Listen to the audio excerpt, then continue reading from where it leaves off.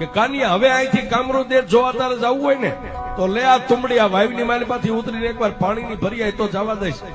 નહીતર અહીંથી જવા નહીં મળે. પણ કાનિયા જોગીએ પાછો ટકોર કર્યો કંડિયા માં, એ માં એક આ ભેખધારી સાધુ. પણ માતા મેલડી એટલું કીધું કે દીકરા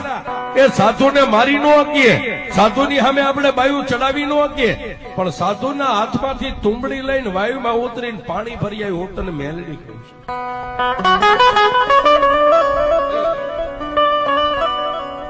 એ એક ખંભે આમ એમનામ કંડિયો રહી ગયો છે અને ધીમે ધીમે એક હાથમાં તુંબડી, એક પગથિયું, બે પગથિયું, આમ કરતા 15-20 પગથિયા ઉતરી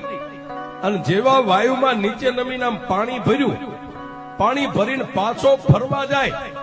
ત્યાં વાયુની માલિપા હવાહો માણસની તુંબડીઓ, આ માથાની